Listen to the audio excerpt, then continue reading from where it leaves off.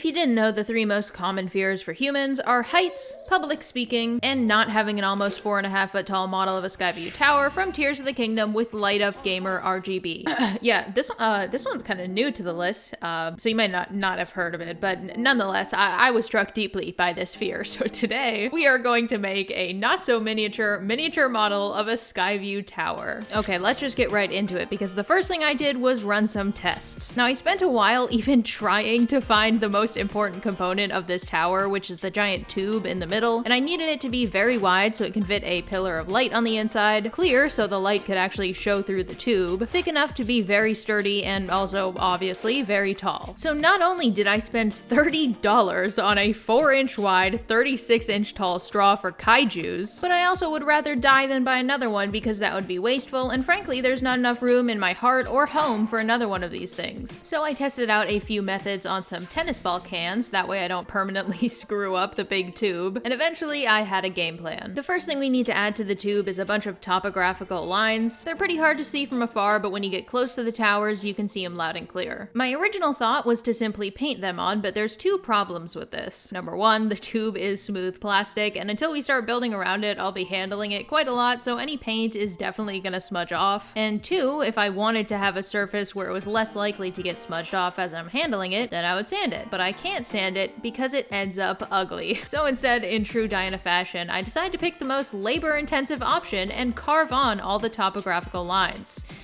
and then paint them. This way the paint will have a textured area to stick to, it'll stay in place because it's sunken into the tube, and we don't need to ruin the finish on the parts of the tube that we haven't carved. Now, I'm not about to raw dog this design because that's psychotic, so I'm gonna use a Sharpie to draw on the design for the entire tube. Now, this part was pretty satisfying. I'm gonna make a prediction that if you really like this part, then you are the kind of person who drew similar squiggly patterns in your school notebooks instead of writing notes or, you know, studying, but I'll keep this secret between us.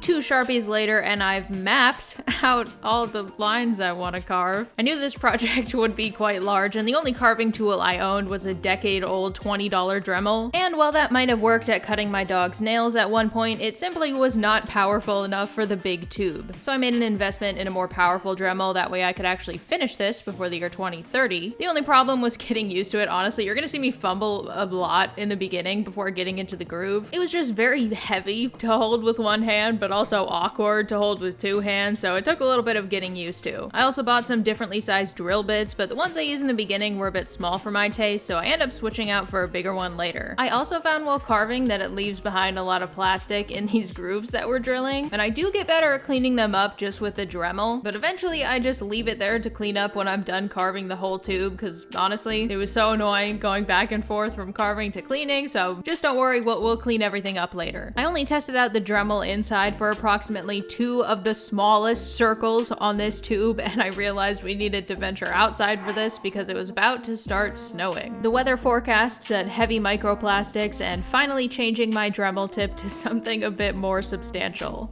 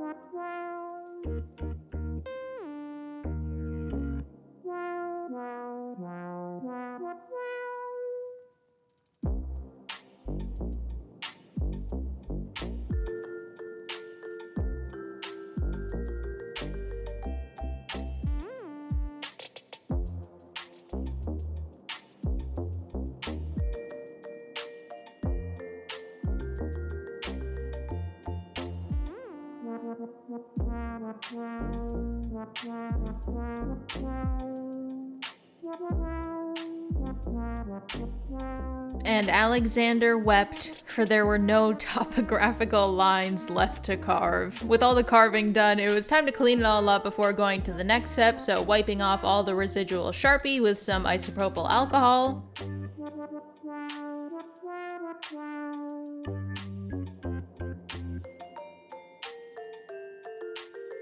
And using an X-Acto knife to remove any stuck-on plastic flakes. And now it's time for step tube.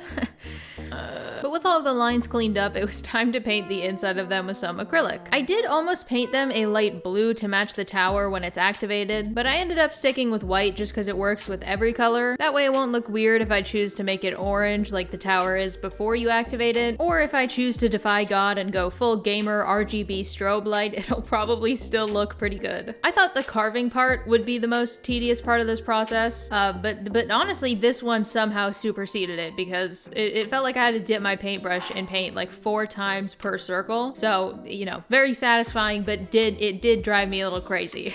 Oh, 7 out of 10. Too much water.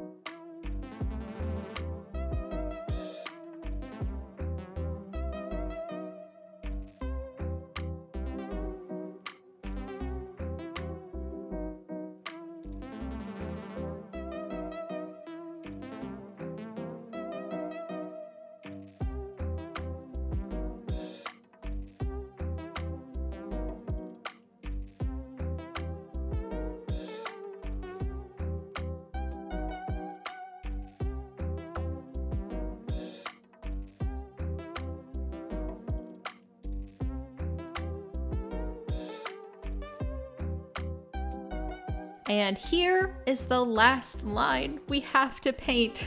And then we can start working on the other parts of the tube. That's right, this wasn't the last part. So first things first, I want to see how it looks lit up. So we're going to pivot to adding a layer of parchment paper on the inside of the tube to diffuse the light. I basically just cut out a long sheet, measured it with my heart, and then cut away any excess.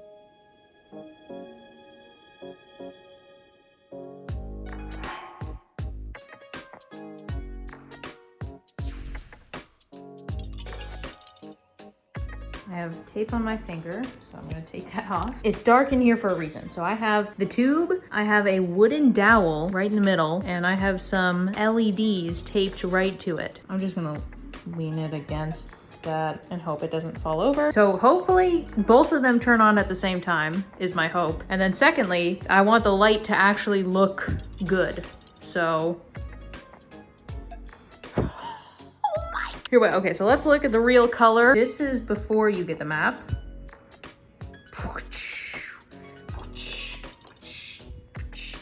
And then this is, sorry, this I can't see. This is after you get the map.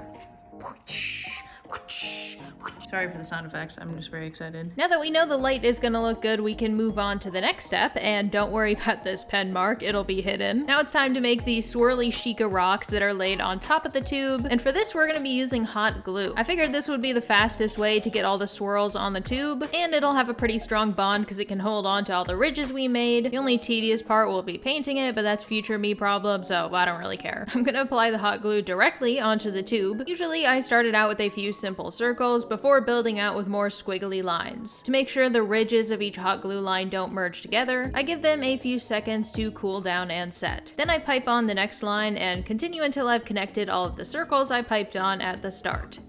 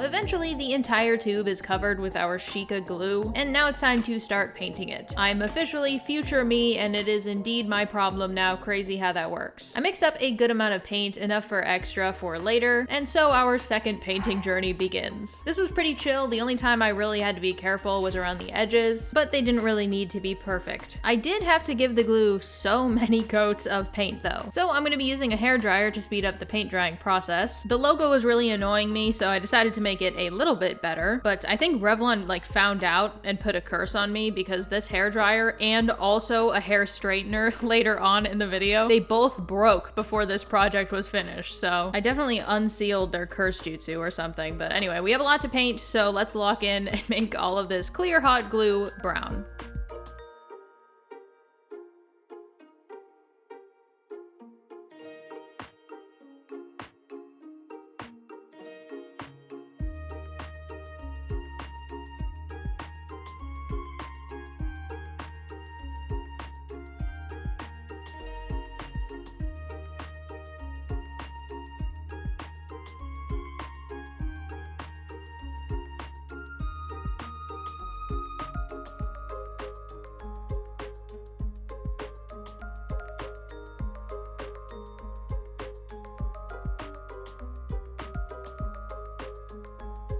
Now once I had enough coats of brown on the glue, I started adding texture with a darker brown and lighter brown. The goal is to make this thing that is smooth and gluey look bumpy and rocky. Now looking back, I would have definitely done a few more coats of brown base paint just because when the lights are on, you can see little patches where the paint isn't as opaque, but it's a bit too late for that. I need to live with my regret. And also this tube will be covered up by a lot of different stuff, so it's not that big of a deal, but anyway. After giving the glue a rocky makeover, it's finally time to start working on things that are not the tube. Starting with some XPS foam, I'll be cutting a few rectangles out of that, and these will eventually fit together to form the bottom floor for the tower. I am a bit crazy, but not crazy enough to make the bottom floor where you scan your Purapad also game accurate. You see, I need that area to stuff all the wires. Anyway, I'm cutting a circle where the tube will get glued into and gluing all of the walls together. I'm not sure if I needed to do this. In fact, I probably most likely did not, but I poked a bunch of holes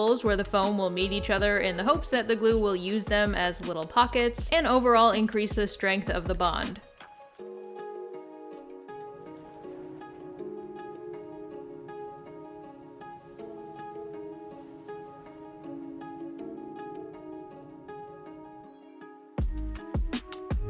Once it's all dried, it's time to get the tube and all the lighting fixtures in place so we can finally start building around it. The wooden dowel I mentioned earlier will be what we're gluing the LEDs to. I just had them temporarily taped on, but now I'm gonna unravel the strips and reapply them so the light gets an even distribution. In the bottom floor of our tower is where our batteries will be. I'm attaching Velcro to all 3 battery packs and attaching those to their own wall. If I can ever unstick this plastic, oh my god.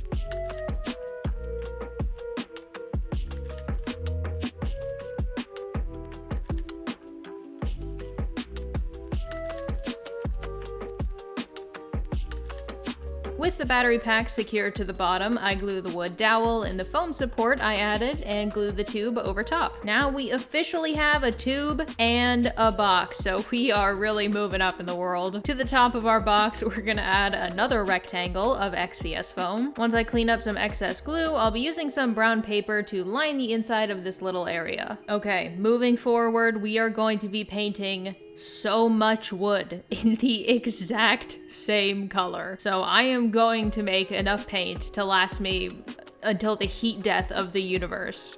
Hopefully. With our wood color mixed, I'm gonna start adding the wood, and basically I'm just covering up this little top box that we've made. I'm leaving the bottom floor as bare XPS foam until we get closer to the end for 2 reasons. 1, this forces you to watch until the end, because I know it will annoy some people that part of the tower will be completed and part of it will be bare pink foam. And 2, I don't want to ruin any details that I add there, because I found that whenever I needed to move this thing around, I ended up grabbing it from the bottom. So until we get closer to the end, it'll just have to be pink foam. But with our first wooden area covered, I'll be going in with our brown paint and giving it all an even coat.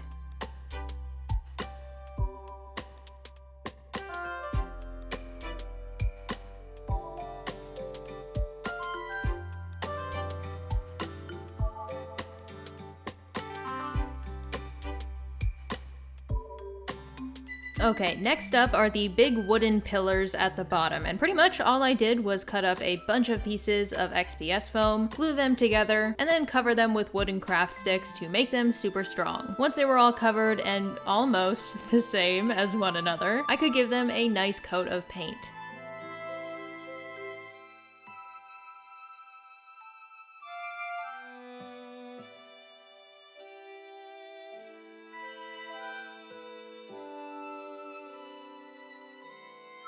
Once that's all done, I'm drilling a hole in each corner of the little box that we made. This is where some dowels will go to give extra stability to these pillars. Half of it will go inside the top part of the box, and the other half will be in the XPS foam of the pillar. I glued those down and finally arrive at my least favorite part of this craft, and that is cutting and painting all of the stupid planks that we will be gluing onto this tower. First, I had to cut off the curved edges of each craft stick, then I had to clean them because they had splinters on the end. Then I had to cut them into 2 to 3 pieces, then I had to clean them up again on the sides, and then finally I could paint all 6 faces of these craft sticks. All the sides and the top and bottom. Once I resigned myself to this fate, it actually went pretty smooth and it was relatively relaxing. It was only when I thought about it too much that I could not achieve Zen no matter what I did.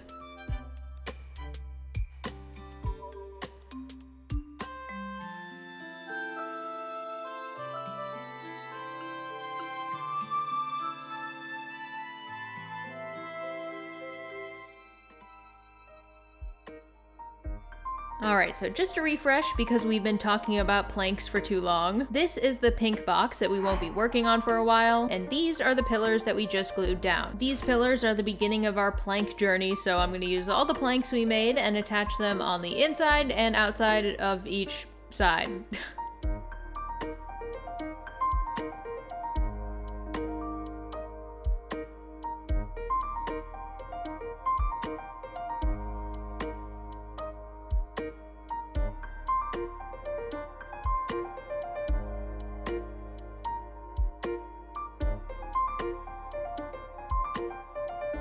Now, to make things easier for myself, I'll be dividing the tower into layers and working through them. Each layer has a little divide, so this layer's divide is a piece of iron, or for us, painted foam, with wooden planks to outline it.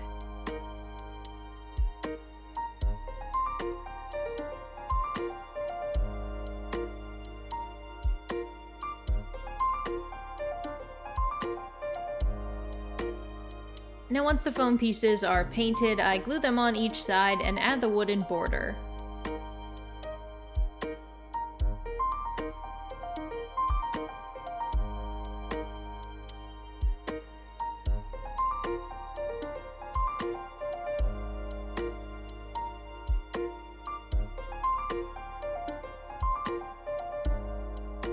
And next up, we're going to be using some wooden sticks. I forget if they're balsa or basswood, they're one of the two. As you can see, when I put pressure on them, they change shape pretty easily. They're kind of like a hard foam, but wood. I'm going to paint these and then glue them on to top off the next layer.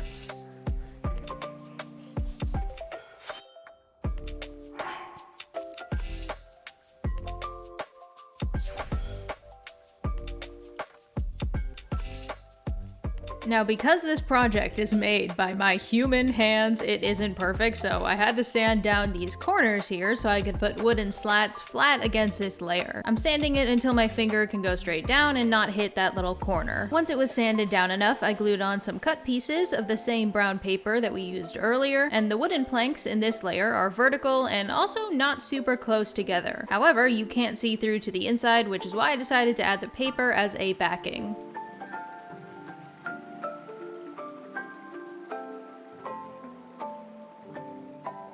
I thought I escaped, but they pulled me right back in. Time to make some more planks, and man, if they don't give me instructions for this tower, I'm gonna be pissed. Anyway, I continue my plank palooza and cut a bunch more wooden craft sticks to be painted and glued down on their respective layer.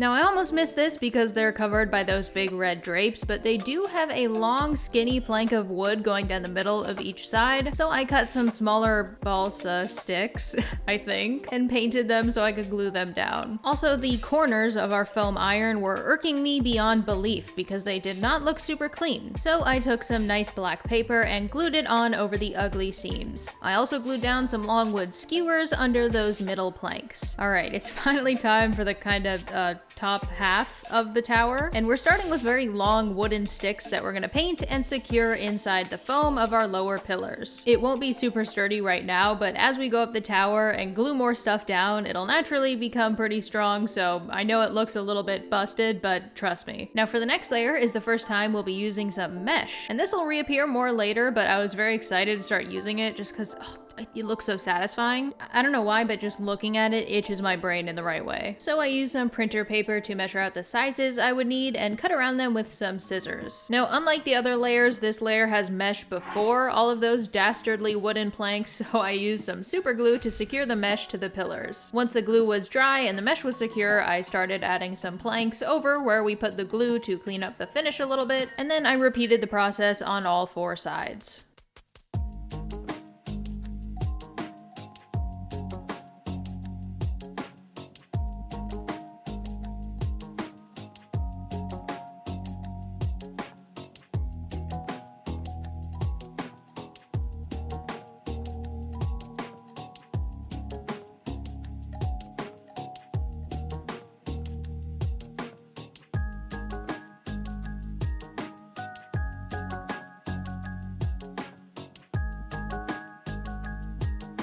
Then at the very bottom, I paint a wood stick in the same iron color that we used on the foam earlier and super glue that to cover up the bottom of the mesh. Then we're basically going to go up each side gluing down wooden planks. Now if I bothered to measure more, we would have had a perfectly square tower like it is in the game. But that's no fun, you see. Definitely not, because I just didn't notice it for a while, and by the time I did, it was too late.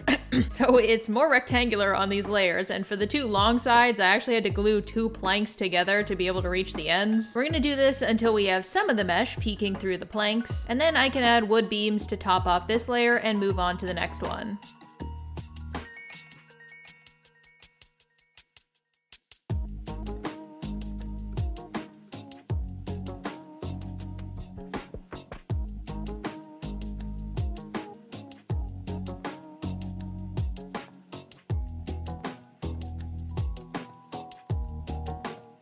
Now on the corners of the bottom of this next layer are iron plates, so I cut up some foam pieces, painted them, and glued them down.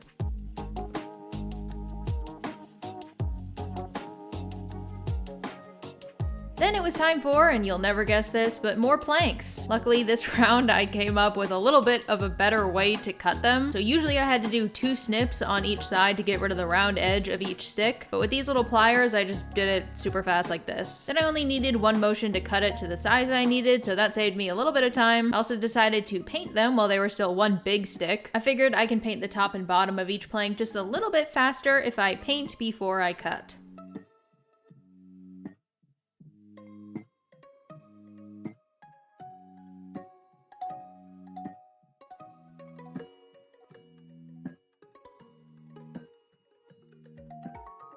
Okay, we are officially out of rectangular tower territory, and we are now in square tower territory. And that's where we should be, so this is good. Now these next layers are pretty easy since they're just planks covering each side with random gaps between them. Now on one hand, I really liked these last 2 layers because it was just so simple and it was relatively fast, but you know, it's also kind of bittersweet. Because the progress was so quick at this point, I had to watch my tube child be permanently entombed in a shell where it's harder to see it. But alas, it's a sacrifice that must be made. I'm pretty sure that might be a quote from Lord Farquaad. I don't know. Anyway, now we're adding the last divider between layers, and this one is pretty cool. So it starts out much like the first one, a strip of foam glued on each side and some planks above it to mark where the top of the divide is. Then we're gonna cut out some foam trapezoids, and we're breaking out another wood product TM. This time it's a very thin sheet of balsa wood. I can cut through it like paper and add it on top of these like a veneer. That way when we paint it, it has an authentic wooden texture. I hot glue on a sheet of thin balsa to each of the 4 pieces, and after they've been painted and dried, I glue them on to the top of our layer divide.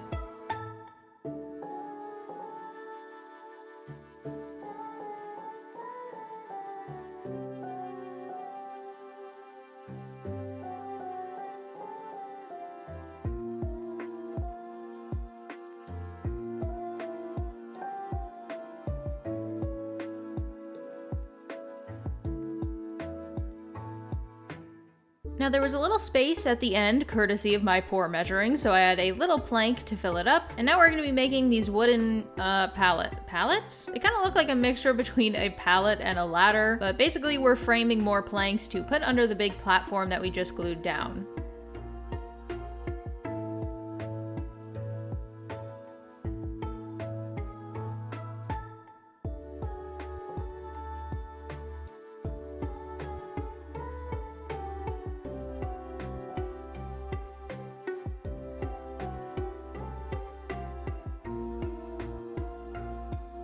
Once all 4 of those are glued down, I add a strip of wood to the bottom of the foam to finish off the last divide. Once all of those are glued on, it's finally time to move on to the last big layer of the tower, minus the bottom floor of course. I start out by adding 4 planks that I glue flush against the pillars.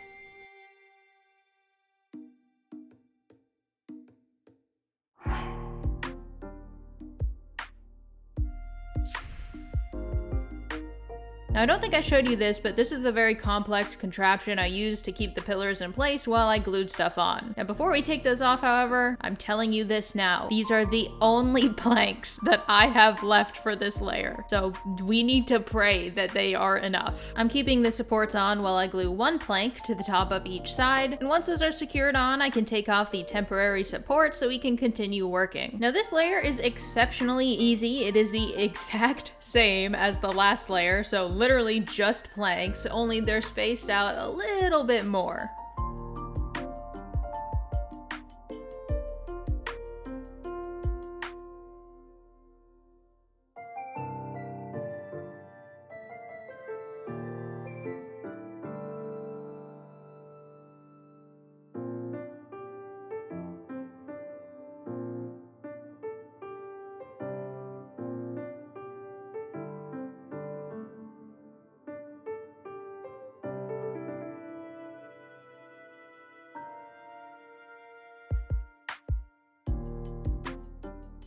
Now I would like to inform all of you that I made it through this layer with the exact amount of planks that I needed. Now next up are the support beams for the top, which I glue on, and then move on to making the top itself. I made a template to cut the right shape out of some XPS foam and did it 4 times. Then I brought out some more of the thin balsa wood and started applying it to the sides and top to cover up the foam.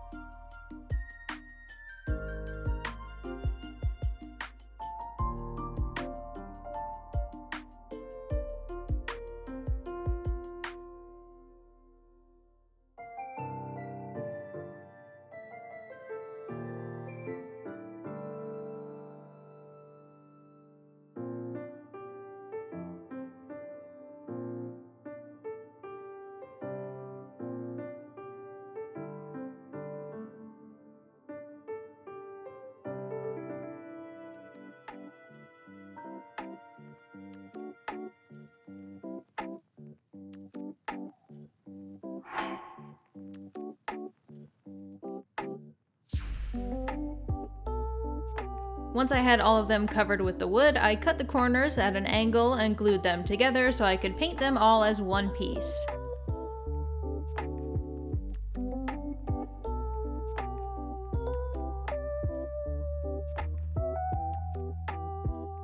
Once it dried, I glued it down on our support beams and started making the corner pieces for the top. I did the same thing. I cut out some XPS foam, covered it in sheets of balsa, and then painted it to match.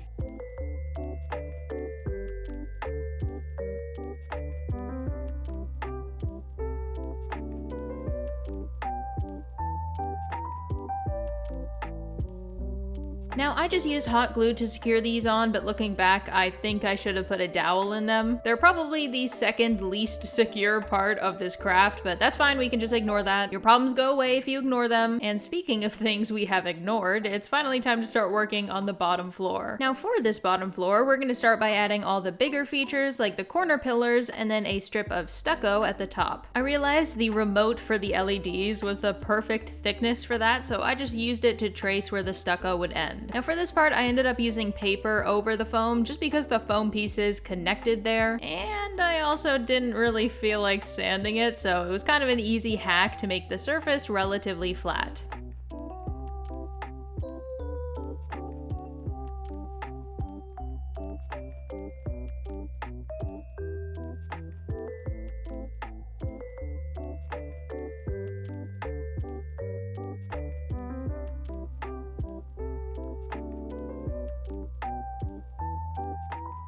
Now once the stucco texture was all dried, I added some wooden beams to divide up the wall.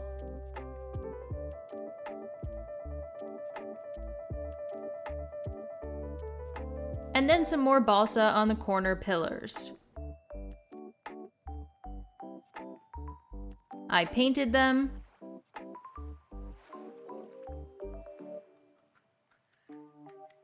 And then added an extra wooden plank on all 4 sides before finally painting over that pink foam.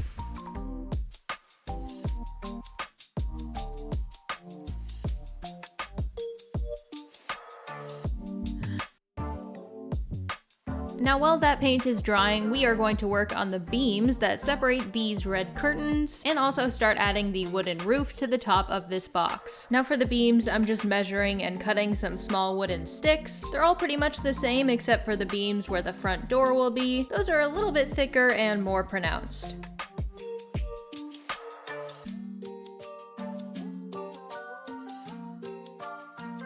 Now for the roof, I'm using this triangular piece of wood that I honestly didn't think I would use. I kind of just bought it on a whim in case I needed it. But it turns out this was the perfect angle to hold up all the pieces of foam that will be the surface for all of our roof tiles. Now for the roof tiles, I cut up differently sized craft sticks to relatively similar but not the exact same length. Then I used some hot glue to secure them onto the foam and worked my way around the entire roof.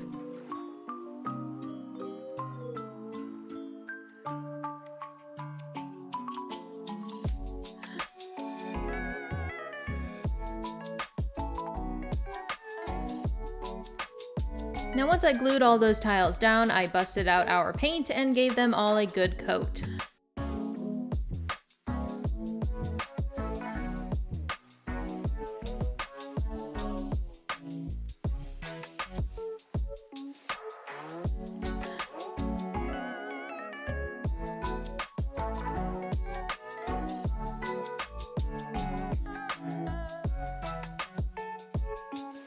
Alright, now while that dries, I'm cutting out a few more pieces of XPS foam and covering them in thin sheets of balsa wood. These are going to be glued on to the front and back of our bottom floor, and the ones in the front will have a little perch for another wood decoration that we're going to make a lot later.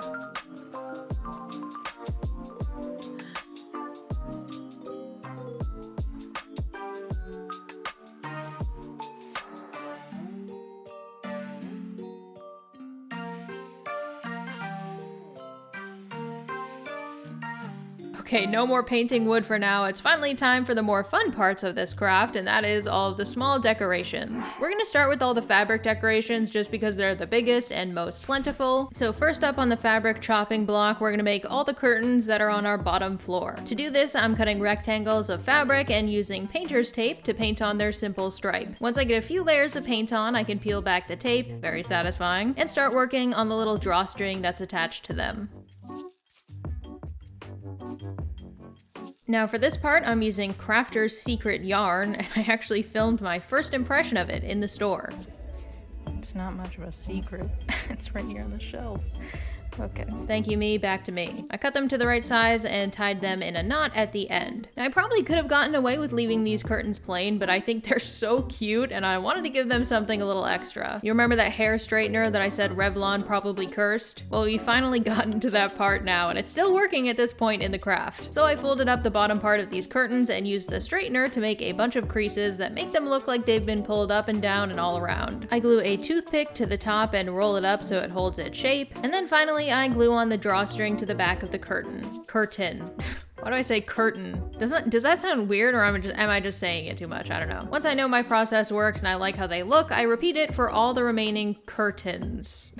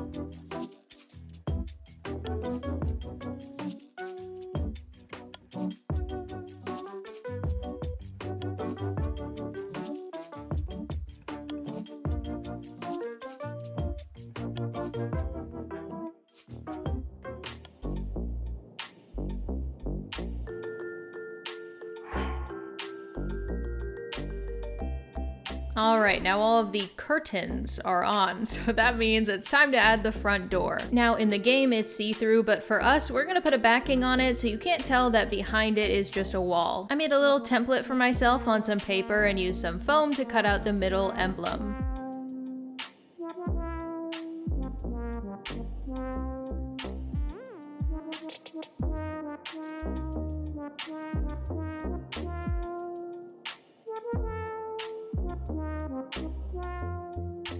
Once it was cut out, I glued the foam and the cut template together and attached them to the frame. To make it look more like wood, I used some Mod Podge and purposefully made it very streaky to mimic wood texture. For the rest of the door, I just used wood sticks and super glue until it was finished and I could paint it.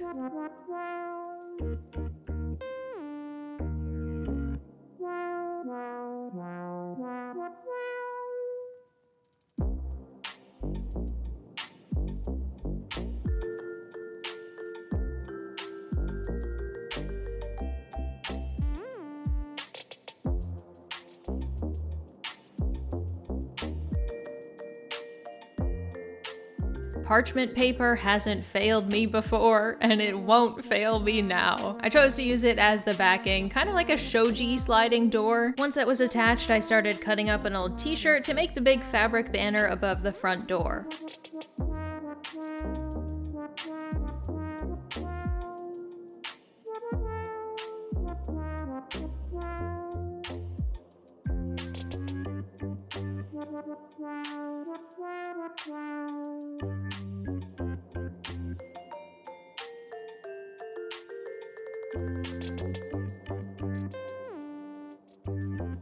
When I finished painting on the details, I tied the middle with some red yarn and did my best to make the bow look nice. I glued it on top and also glued down the corners to smooth out the ends. Alright, now it's time to cover our roof with some fabric, and for each side I'm cutting out a gigantic triangle and gluing it on. To clean up the corners a little bit, I made these bows out of scrap fabric and I'm gluing those where the triangles meet.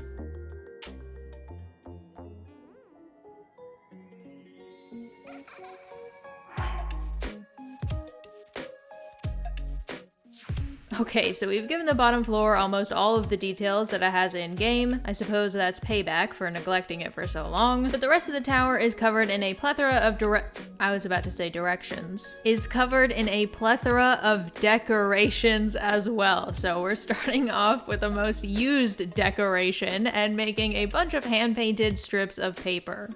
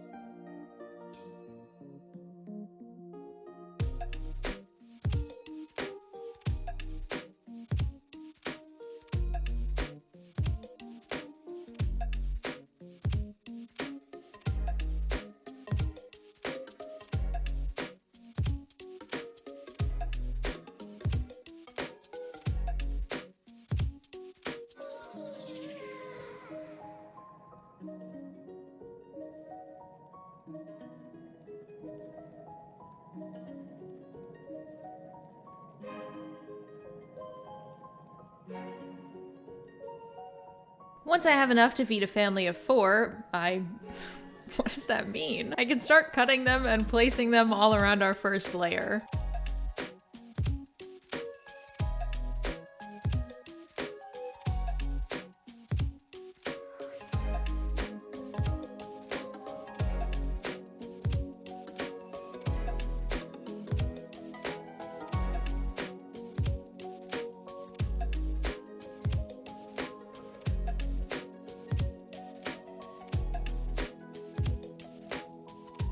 Next up is layer 2, and this will just have a bunch of strings for now. At first I thought I would wrap them around each plank, but honestly it was such a pain because of the mesh and it just wouldn't have worked, okay? I barely managed to get one done, so I ended up pivoting and using some double-sided adhesive tape to secure on little strips of strings. Once I had enough pieces of yarn on the tape to cover it up, I cut away the excess on the top and bottom. I repeated this until all of the rest of the layers had enough red yarn.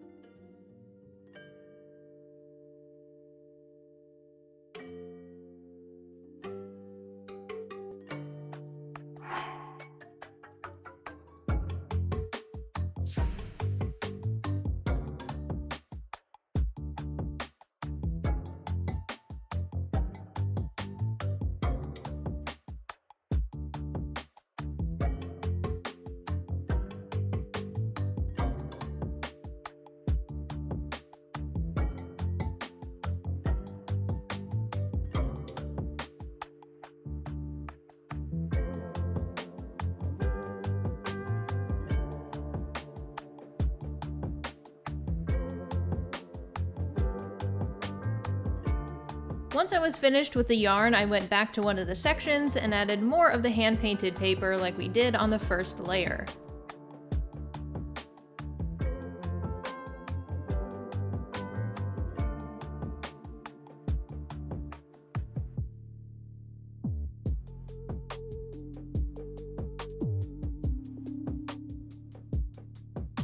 Alright, now once I was done with all of this red, it's finally time to add some more mesh. For the 2 layers that get covered in the mesh, I add some of these tiny little screws with little eyelet holes at the top, and I can use these to secure the mesh down. Once I screw them all the way in, they're pretty sturdy and aren't going anywhere. I'm starting with the mesh at the top, and for each side, I'm poking some yarn through it and tying it to our screws. I do that on all 4 corners of all 4 sides and try my best to make the mesh as straight and neat as possible.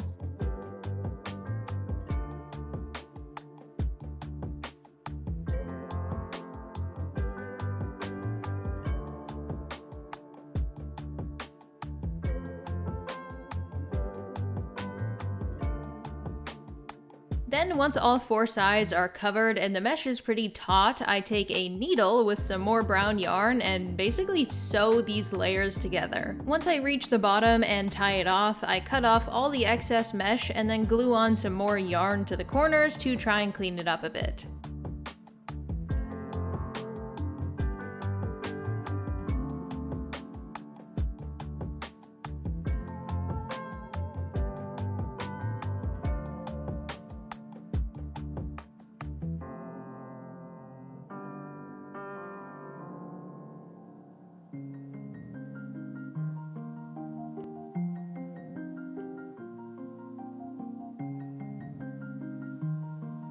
With the top part all covered with mesh, we're traveling back down to our first layer and using some hot glue to secure the top of the mesh to the pillars. Once the top parts are all glued on, I cut the mesh at the bottom to make sure it's at the right level, and then I secure the corners into more screws. I ended up finding some thread that was a similar color to the mesh, so instead of that chunky yarn, I'm using the thread to tie it all down. I cut off the excess, glue down some yarn, and then start painting on the big fabric panels that will be securing over top of this mesh. It's the same simple ivory stripe that the curtains have, so it was pretty easy to paint.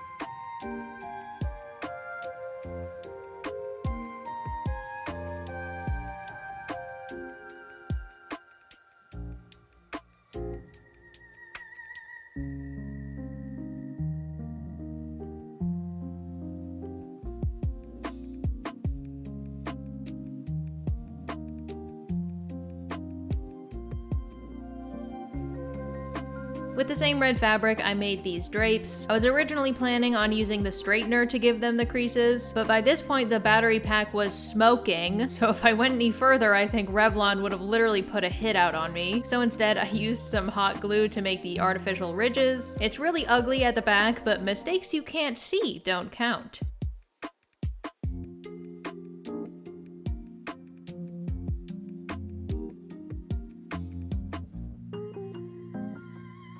Once I glued all of them on, I made these smaller corner drapes, and I did make sure the back was clean this time since you would be able to see it just a little bit. All I did was glue on more fabric to the back after I made the creases and cut it to size. Alright, it is now time for my least favorite looking part of this craft, and that is all of the Sheikah lanterns hung around the tower. In theory, these should be real lights, but in practice,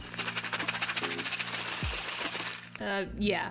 I had to settle for these bells as the main shape. I covered them in yellow tissue paper and painted them a better color. Now these gave me a lot of trouble because I thought I could just buy mini paper lanterns that were small enough. I looked at Michael's, Amazon, Hobby Lobby, the Fourth Layer of Hell, Walmart, the Black Market, nothing. None of them were the right size, so, you know, we win some, we lose some. For the wooden bottoms, I'm using little pucks of hot glue sticks that I cut, and using the tip of the hot glue gun, I indent some faux wood grain into them. I also chose the bells because they have a little area at the top where I can tie a string to attach them to the tower, so luckily, if I ever want to change them or I find my dream mini paper lanterns, I can just untie these ones and put on the new ones really easily. So there is a little lantern at the end of this tunnel. I painted the top and bottom of the lanterns brown and then hand painted on the design to each one.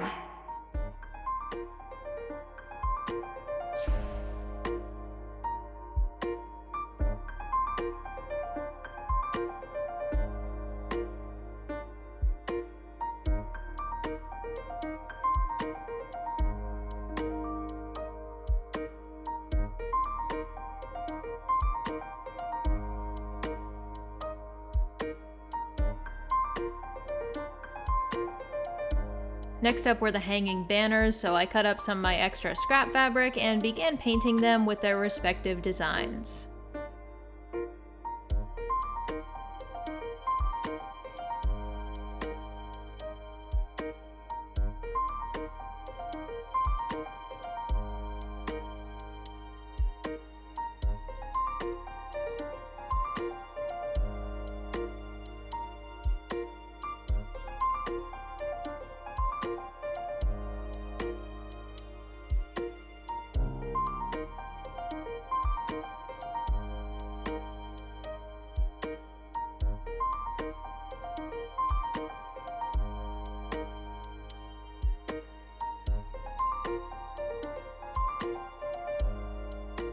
Now before we can hang our mini decorations up, I have to add a few last pieces of wood up here. And by the way, do you remember when I said those pieces on the top were the second most fragile pieces on this craft? Yeah, well, you're looking at the reigning champion right here, okay? Anyway, once those are attached, for now, we can get started on the top of the tower. Now the top of the tower is very easy. It's really just several different layers of foam, part XPS and part dollar store foam board, and I attach them all together with some hot glue.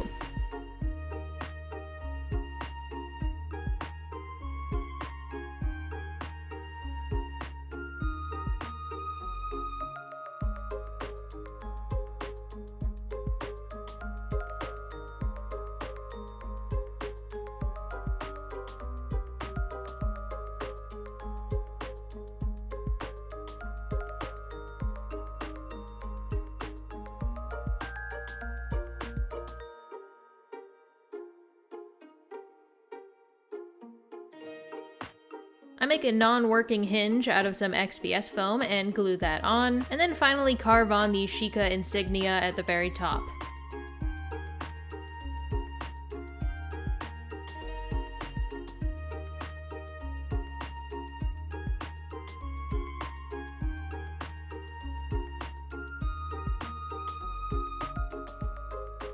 Now before we can paint this thing, we have to add the Sheikah Squiggles, so using my hot glue, oh my god, that actually, you know what that sounds like? That sounds like a kid show. What is the kid show that I'm thinking of? You know what I'm talking about, the Squigglers or something. The Wiggles? The Wigglers? What? What am I thinking of? Okay, moving on. We add the Sheikah Squiggles with my hot glue gun using the same techniques I did on the big tube many moons ago. And once those squiggles are all cool, we can finally paint the entire top.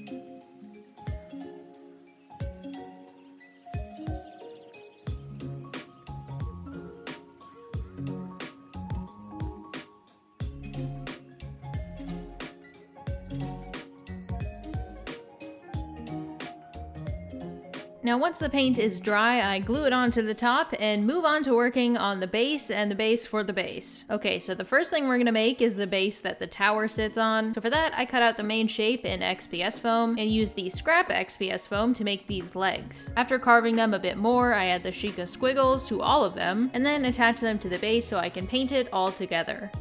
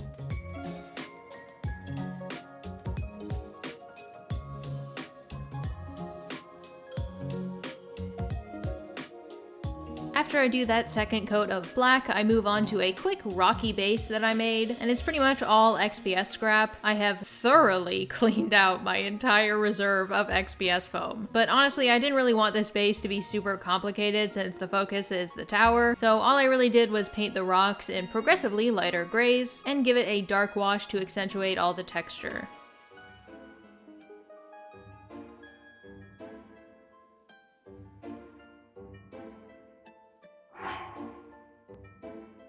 And finally, I can glue the base for the tower into the base for the base for the tower. Now, it was looking a little bit plain, so I did add a few bushels of moss to liven it up. And once I was satisfied with the amount of green on these rocks, I can finally attach the tower to it as well. I tried my best to remove all of the hot glue strings floating in the air. And I also did not forget this part. We still have something to add to the bottom floor of our tower, and that is a large Sheikah-inspired wooden post. This is the post that will be placed above the front door, and for this, I'm just following my tried and true method of cutting out the general shape in XPS foam, covering it in a thin sheet of balsa wood, and then painting it to match the rest. There is also a golden eye on this overhang, so I whipped up a quick one out of clay and painted it gold.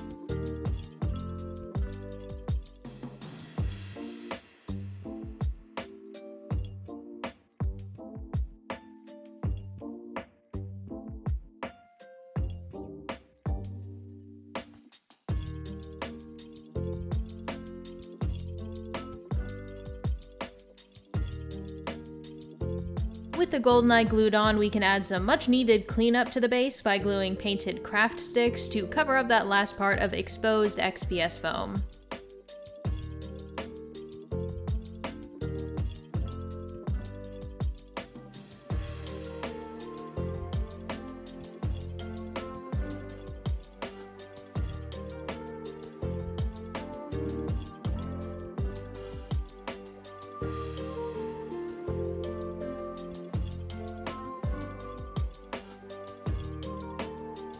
Alright, now once that's painted, I honestly didn't record most of this part because I wasn't even sure if it would work out, but somehow it did. We have yet to make the giant balloon under the tower, so basically I made the general shape out of paper scraps, and I'm covering the rest of it in that old t-shirt that I was using earlier. I'm cutting out these little slices of the shirt, gluing down the side so it looks a little bit cleaner, and then layering them on the paper ball. Once I get all the panels down, I add one final one over top to clean it up, and we can start painting the pattern right white onto the fabric. I don't know what it is with these Sheikah and their squiggles, but man, they love squiggles. I'm not gonna bother copying it down exactly. I'm just gonna, you know, impart the essence of the squiggles onto the balloon.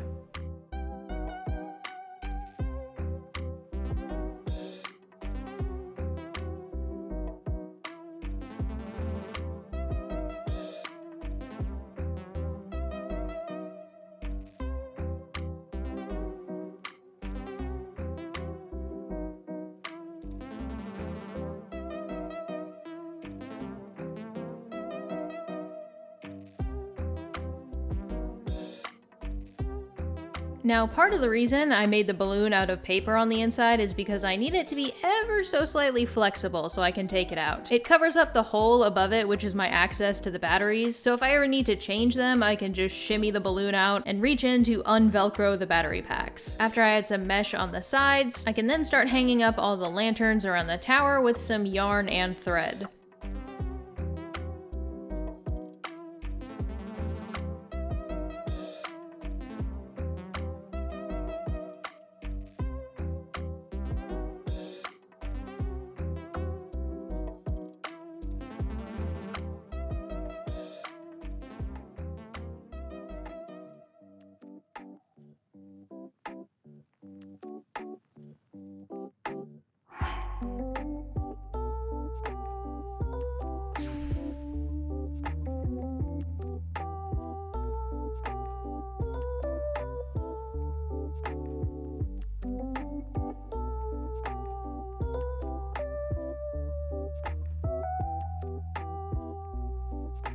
For the top of the tower, I stuck the lanterns onto some toothpicks and glued them into the center of those little posts. Then to cover up the glue, I wrapped around some red yarn and tied it at the end. Once I did that to all 4 posts, I glued down the squiggly Sheikah teleportation circle, and then started working on almost the last part of this craft. Dear God, I can't believe we're almost done. And that is all the little papers glued around the tower with different designs. Now I thought since I'd need to make a lot of these little papers, it would be more efficient to make my own stamps out of some erasers, so that's exactly what I did. The super small details we can paint on at the end, but the biggest parts of the design we can just stamp on. It took a bit of getting used to and learning the best way to apply them, but I think they look very cute.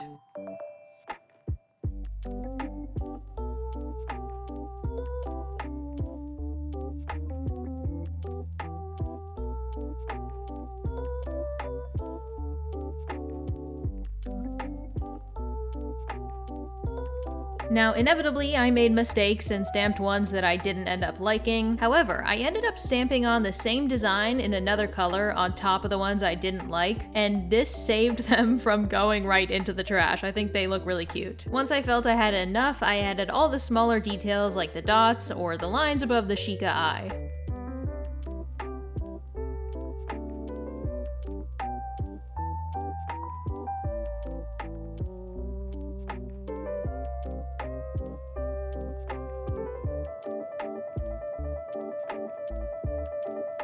And while all of those little papers dried, I made the final decorations for the base, which are the spotlights at the corners. I used some XPS foam and glued on lots of paper strips until I worked out something I liked, and then I could paint it that super dark metallic gray. I added a little bit of rust with some orange paint, and covered the bottom with the last of my planks and some thread before gluing them down in their respective places.